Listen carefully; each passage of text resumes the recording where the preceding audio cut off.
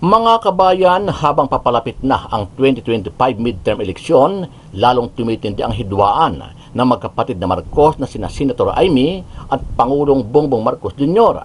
Iginiit kasi ni Senator Amy na isang group effort o matagal ng plano umano ng administrasyon ng kanyang kapatid na si President Bongbong Marcos Jr. ang ginawang pag-aresto kay dating Pangulong Rodrigo Roa Duterte. Sabi ng senadora, matagal itong pinagplanuhan ng administrasyon kasama ang kanyang gabinete, kabilang na ang DOJ, DILG at PNP. Sinabi din ni Senator Marcos na ang pag-aresto sa dating Pangulo ay hindi alinsunod sa batas ng Pilipinas.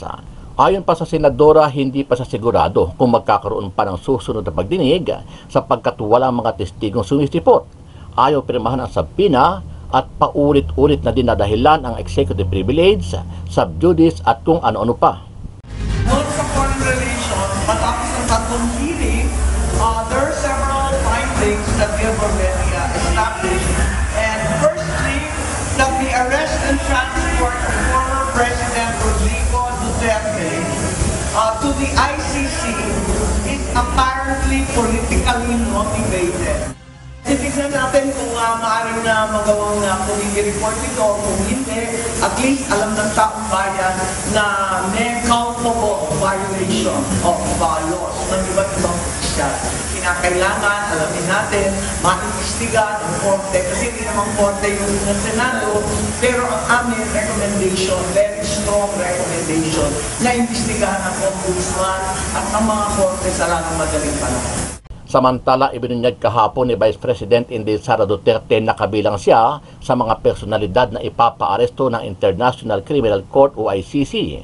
Ayon sa pangalawang Pangulo, lumakas ang kanyang kutob nang unti-unting hinigpitan ang kanyang pagdalaw sa kanyang amang si Pangulong Rodrigo Roa Duterte na kasalukuyan nakakulong dyan sa The Hague, Netherlands. Na ako sa listahan, daghan kaayo mi nga naa sa listahan sa ICC. Nahibaw ko ana kay pag-abot na ko dito natingala ko nga nung sa sugod pwede pa ko mabisita kada adlaw. Ilan pa umano sa mga nasa listahan ng mga aarestuhin ay sina Senator Bato de la Rosa, Retired Generals Oscar Albayalde, Vicente Danao at si Senator Bongo. Sa pagpapatuloy ng talumpati ni Bibi Sara Duterte, pinayuhan niya ang mga PNP graduates na huwag nang hahayaang mabahiran ng mali ang kanilang propesyon tulad ng pagkanulo sa kapwa Pilipino. Ito ay matapos ang pakikipagtulungan ng mga otoridad ng gobyerno ng Pilipinas sa ICC dahil sa di umano ay utos ni Pangulong Bongbong Marcos Jr. na iparesto si dating Pangulong Duterte at dalahin sa banyagang hukuman. Nagpaabot din si Vice President Sara Duterte ng pagbati sa mga nagsipagtapos sa Philippine National Police Academy Sinaglawin Class of 2025. Sa inyong kagitingan at kahandaan na tunay na magsilbi, sana ay lagi ninyong piliin ang tama. Huwag sana ninyong hayaan na mabahiran ang inyong propesyon ng mali. Katulad ng pagkakanulo sa isang Pilipino ng kanyang kapwa Pilipino.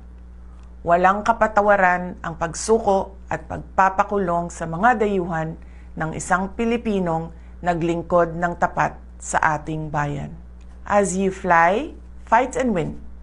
You will be the patriots who will stand for the truth, die for what is right, and protect the nation from the corrupt, the power-hungry, and the ones who destroy our intrinsic Filipino values of prinsipyo at integridad.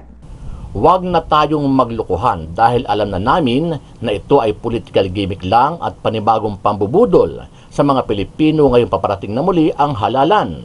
Yan ang matinding banat ni senatorial candidate ng PDP Laban na si Congressman Rodante Marcoleta. Ito ay matapos mag-anunsyo ang Malacanang at si PBBM na ipatutupad na niya ang kanyang pangako na 20 pesos kada kilo ng bigas. Sana hindi mailigaw ang mga tao na ito ay political gimmick lang yan. Ito lamang ang paraan para maganyak nilang iboto sila na magkukunwari na tinutupad yung kanilang dating naipangako. Pero hindi.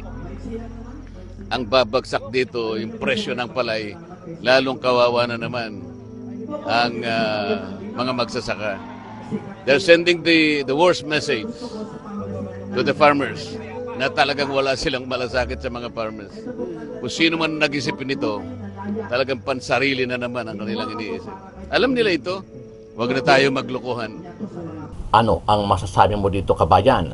Naniniwala ba kayo sa mga pasabog ni Senator Amy Marcos na matagal ng plano ng kanyang kapatid na si PBBM ang pagpapaaresto sa ICC dito kay dating Pangulong Rodrigo Roa Duterte?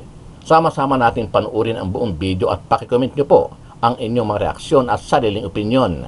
Pero bago yan, sa mga hindi pa po nakasubscribe sa ating channel na Kabayan News PH, pakipindot po ang subscribe button at pakiclick na rin ang notification bell para lagi kayong updated sa mga bagong upload natin na legit at napapanahong balita. Maraming pong salamat. Politically motivated ang pag-aresto kay former President Rodrigo Duterte. Ito ang inihayag ni Senator Amy Marcos sa gitna ng investigasyon ng Senate Committee on Foreign Relations kaugnay ng pagsuko sa dating Pangulo sa International Criminal Court. Ayon sa Senadora, malinaw na nais lamang pabagsakin ng administrasyon ang mga Duterte. Dagdag pa ni Senator Amy, kung may political motivation at pagtatakip ng katotohanan na nangyari, may posibleng pananagutang kriminal at administratibo ang mga sangkot sa insidente. Ilang Manila re-electionist ang tinulisa ni Vice President Sara Duterte nang magampanya ito sa Maynila noong nakaraang linggo. Kasama sa mga binagtikos ng pangalawang Pangulo, sina Manila 2nd District Representative Rolando Valeriano, Manila 3rd District Representative Joel Chua at Manila 6th District Representative Benny Abante na pawang bumoto ng pabor sa impeachment case sa Kamara. Ayon kay Valeriano, hindi naman mamumura ng pambabatikos nito ang nagawa niyang serbisyo sa kanyang distrito. Si Congressman Chua naman iginiit na nakafocus lang siya sa pangangampanya sa Maynila. Wala namang komento si Congressman Abante sa pahayag ng pangalawang Pangulo. Patuloy ang quality assessment ng National Food Authority o NFA sa mga bigas na nasa warehouses, maging mga nailabas na. Pagtitiyak ng ahensya, pasok sa kalidad ang ibebentang 20 pesos na bigas sa publiko. Ayon kay NFA Administrator Larry Lacson, wala naman na niyang dapat ipangamba ang publiko sa kalidad ng 20 pesos sa kada kilo ng bigas na proyekto ng pamahalaan. Ayon pa sa opisyal, mayroon talagang posibilidad na ang daang-daang milyong sako ng bigas na matagal nang nakastock ay magkakaroon ng deterioration o pagkasira. Ngunit sisiguraduhin nila pwede pa itong i-consume o ligtas pang kainin. Dapat hindi na po hindi na natin yan i-release. So far, maganda naman ang quality assessment natin. No? And we will make sure lahat ng lalabas talagang pasado sa standard. No? Meron talagang katiting na deterioration, but as to fit for human consumption, super fit for human consumption yan. Ginagawa natin lahat ng testing para ma-assure yan. The claim of the Department of Interior and Local Government Secretary John Vic Remulla that the supposed GRU effort was only based on rumor is incredible. This attempt to cover up what was already aired on media and what had already come to pass was an indication of a comprehensive plan to arrest the former president already being in place even before the date indicated in the ICC warrant of March 11. Hindi na po siguro kataka-taka kung ganyan po ang kanyang magiging panuran, ang kanyang opinyon. Bago pa naman po siguro nag-hearing ay makikita na po natin kung saan ba ang gawi ni Senator Amy Marcos. Pero karagdagan, of course, ang palasyo dinideny kung ano man ang kanyang opinyon. So ipapaliwanag ko, once again, I would like to announce that the Committee on Foreign Relations has further findings following up on the preliminary findings initially issued several weeks ago. Matapos ang tatlong hearing, tatlo na naman ang aming findings at natuklasan. Unang-una, ang pag-aresto at pagsuko kay dating Pangulong Rodrigo Duterte sa ICC ay klarong may motibong politikal. May malinaw na pattern na kung saan may malalaking kaganapang pampolitika bago ang mahahalagang pahayag at aksyon ng administrasyon kaugnay sa ICC.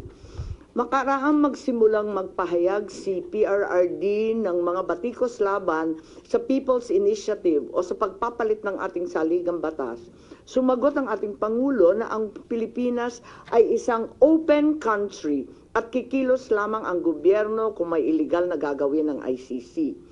Ngunit sunod ng pahayag ng kalihim ng katarungan na bukas ang administrasyon, makipag-usap na sa ICC tungkol sa ilang pamamaraan ng kooperasyon.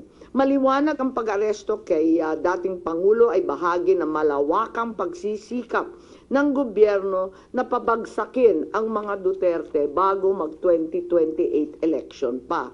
Ang unang malinaw na pagtangka upang pabagsakin ay sa pamamagitan ng PI na magsilbing panimula sa pagbabago ng probisyon ng ating konstitusyon para hadlangan makabalik sa 2028. Nang mabigo ito, nagmadali na siraan ang pangalan ng mag-ama.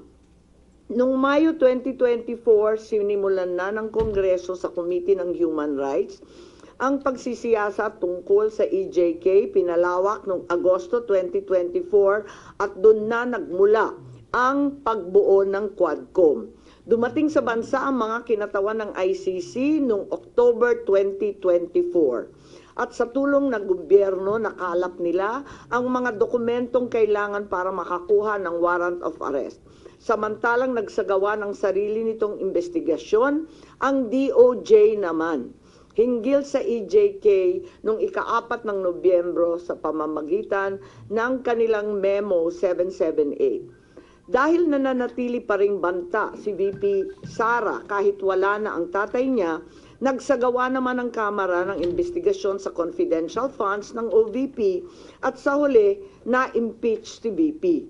Napatunayan ang motibong politikal na napag-aresto sa turnover kay PRRD sa pamamagitan ng mid-election final campaign sprint action plan ng Lakas CMD noong nagtipon-tipon ang matataas ng opisyal noong petsang 22 ng Abril. Nakaraang ilang linggo lamang, inilarawan ang mga nagawang mga Oplan Horus, isang operasyon na inilunsad noong Abril 2024 na naglalayong pabagsakin ang dalawang Duterte. Sa bahagi ng action plan, How to Attack, tinukoy ng ilang ahensya ng gobyerno, kabilang ang PNP, Kamara ng Kinatawan, sa nakipagtulungan ng dating Senador Antonio Trillanes upang tulungan ng ICC prosecutor makakuha ng warrant sa pag-aresto ng dating Pangulo. Binanggit din na nakuha ang kinakailangan boto para sa impeachment ni VP sa pamamagitan ng paggamit ng tinatawag na soft projects katulad ng AIX, AKAP at TUPAD.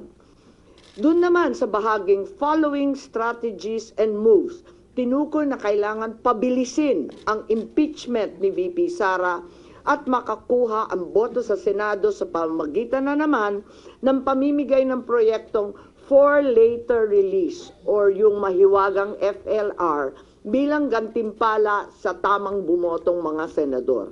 Ikalawa, may magkakaugnay na pagtatangkang pagtakpan ang mga detalye at motibo sa likod ng pag-aresto ng dating Pangulo. May cover-up. Habang nagpapatuloy ang unang pagdinig, tumanggi si DILG Remulla na magsalita. Tanungin siya tungkol sa panayam kay Pinky Webb, kung saan sinabi niya na group effort ang pag-aresto at in-invoke pa ang executive privilege samantalang lumabas na sa media. Una, tinawag niyang chismis ang pahayag. Ngunit nang mabisto, tinulungan na lamang ng kapatid at sinabing executive privilege na nga. Isa pang malakas na sandata ng administrasyon upang pigilan ng komite ang pagsisiwalat ng katotohanan ay paggamit ng tinatawag na sub judice rule. Halimbawa, nung mahuli si General Torre na nagbibigay ng maling pahayag tungkol sa pagmamadaling ilipat si PRRD sa Hague dahil daw sa Article 125 ng Revised Penal Code, ngunit nung ipunto na yung Revised Penal Code, Article 125, ay para lamang sa warrantless arrest, bigla niyang ginamit ang sub judice na naman. Isa pang indikasyon sa pagtatakip ng administrasyon ay ang blanket invocation ng executive privilege ni Executive Secretary Bersamin upang pagbawalan lahat ng opisyal ng ehekutibo dumalo sa ikalawang hearing noong 3 ng Abril. Mas lumala pa ito nang sa hindi pangkaraniwang hakbang, tumanggi ang ating Senate President pumirma ng mga sabpina noong araw na yon. Bagaman dumalo mga opisyal sa ikatlong pagdinig noong 10 ng Abril, ginamit pa rin ang executive privilege sa mga susunod na isapin. Kung sino-sino nag-utos ng pag-aresto, kung sino ang nag-utos ng paglipat niya sa Hague, at kung paano nakuha ang eroplano na ginamit sa paglipat. Hindi nagtapos ang cover-up sa pagdinig dahil alam din natin na matapos yon pinalaya si Ambassador Lacanlilao at hindi na naman pinirmahan yung mga sabpina. Matapos ang pag-aresto kay PRRD, lumakas ang pro-Duterte sentiment at bumagsak ang trust rating ng administrasyon. Ayon sa isang mapagkakatiwalaang source, naglunsad na ngayon ang administrasyon ng isang communication plan upang ilihis ang atensyon ng publiko patungo sa mga issue ng West Philippine Sea at di umanong disinformation ng mga tinatawag na China trolls ng kanilang embassy. Kaya asahan natin na ito ang magiging balita sa mga susunod na araw. Hindi inaasahan ang political backlash sa pag-aresto sa dating Pangulo, kaya ngayon sinusubukan nilang kontrolin ang sitwasyon sa pamamagitan ng pag-focus sa West Philippine Sea, pagsisi sa China, at sa huli ay iuugnay ang pagtaas ng suporta kay Duterte sa sinasabing kampanya disinformation ng China. So una, may duda tayo na politically motivated. Ikalawa, whole of government ang nagamit dito, na talaga naman comprehensive itong planong ito. At ikatlo, ang mga posibleng managutan ng criminal and administrative charges. At iminumungkahi namin na imbestigahan ng Office of the Ombudsman ang mga sumusunod. Una, si DOJ Secretary Remulla Boying maaring managot sa violation of RA 3019, Anti-Graft and Corrupt Practices for sanctioning an invalid administrative arrest against the former president in contravention of the ruling of the Supreme Court in the 2023 case of immigration versus Juan Wenle. Maliwanag na napakadaming kondisyon, kwalifikasyon at requirement na isinaad ng ating Korte Suprema doon. Ikalawa, violation of RA 7439 for not allowing the former president to be visited by VP Sara, both his daughter and his named counsel, and for forcing the former president's lawyers to leave him. Also, the violation of 3019 for allowing himself to be induced or persuaded by General Marbil or SILG Remulla to perform an act in violation of law, rules, and regulations in connection with his official functions. Grave misconduct and conduct prejudicial to the best interest of public service ay maaari ring ipataw laban kay General Torre. Ikalima, Ambassador Marcos V. Lacanlilao. Maaring managot sa usurpation of official functions, Article 177 of the Revised Penal Code, pagsisinungaling sa ibang kaso at perjury sa ilalim ng Article 183 of the Revised Penal Code, false testimony in other cases, and perjury in solemn affirmation under Article 183 of the Revised Penal Code, at conduct prejudicial to the best interest of the service. So ito ang further findings namin. Hindi ko masara yung investigasyon kasi marami pa ring mga issue katulad ng sinong tumulong sa ICC, yung tungkol sa eroplano na nanatiling bukas at masalimuot.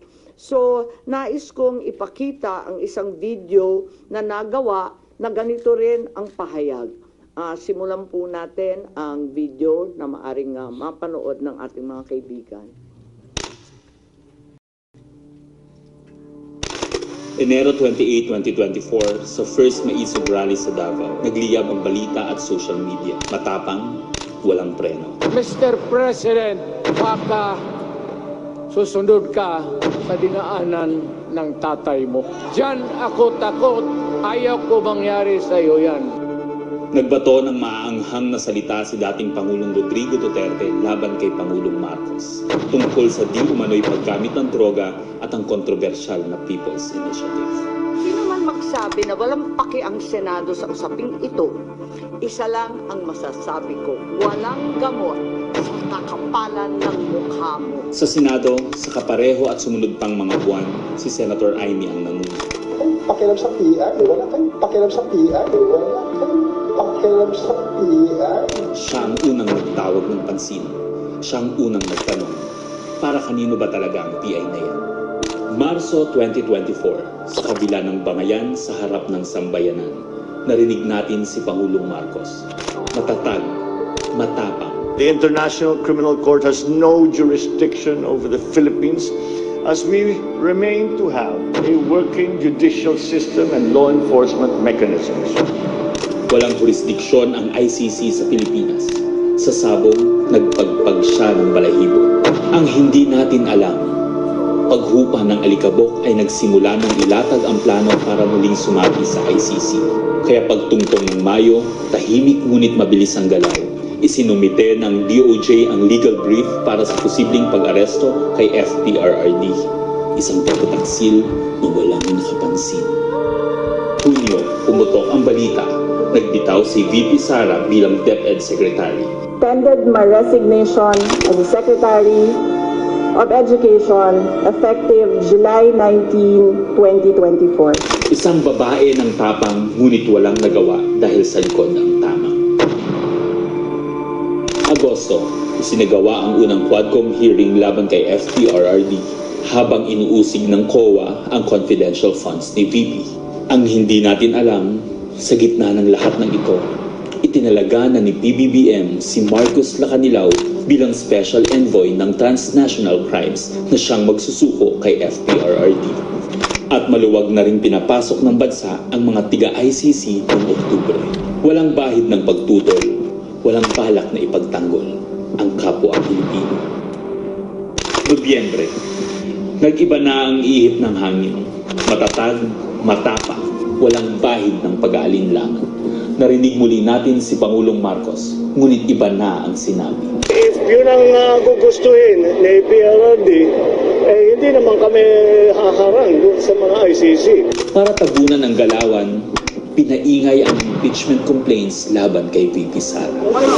The Office of the Secretary General will transmit the 2 impeachment complaints filed against Vice President Sara Duterte. Kahit pa nagkaroon ng INC rally noong Disyembre, naidiin pa rin ang impeachment sa Kongreso. Planado na rin ang pagpirma ng questionableng 2025 budget kahit bat-bat ng anomalya. Enero 25, 2025, sinimulan na ang Oplan Tugis o Operation Pursuit, ang lihim na operasyon para hulihin si Duterte.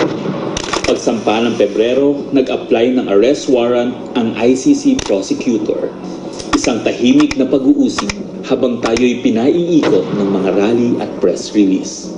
Marso, muling nilinlang ang bayan. Humingi daw ng 60-day extension ang DOJ para sa EJK report noong Marso 6. Pero ang totoo, nakabinbin na ang arrest warrant mula sa ICC chamber Marso 7 hanggang 10. Ang hindi natin alam, Marso 11, 2025, sa kanyang pagbalik sa Pilipinas, hindi pa man bumababa ng eroplano si FPRRD, isinagawa na ang pag-aresto. Maingay ang paligid, magulo, pero ang dating Pangulo ay nanatiling kalmado. Isinakay siya papuntang The Hague alas 11 ng gabi. Kasama sa eroplano si Marcos Lacanilao, ang nagkanulo, ang nagsuko. Pero kanino ang sisi? Sa mga utusan o sa nag-utos? Managot ang dapat managot, nakalatag na. It's a request to the Philippine government from Interpol enforce the arrest warrant. And we have commitments to them. Ayaw nila ipagpatuloy ang pag-iimbestiga. Maliwanag na ang buong administrasyon na ito mula sa pinakataas hanggang sa galamay nagplano. Ikaw ho ba nagplano ng lahat ng ito? Hindi naman. It was a group effort. Secretary Chudoro was there, Secretary Anyo was there too, and the President and I. Nagsakatuparan.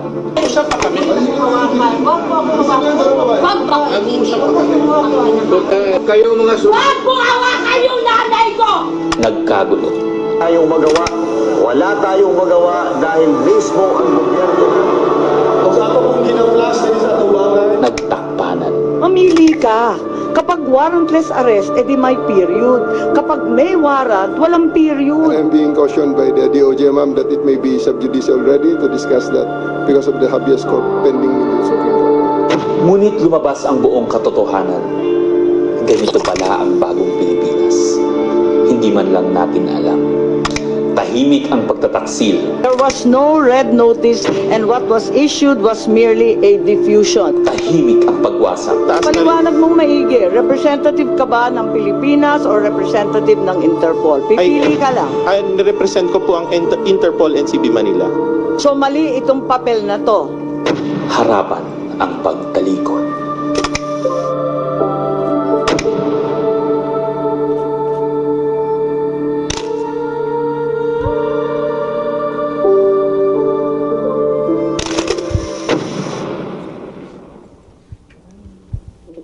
So that's where we are so far.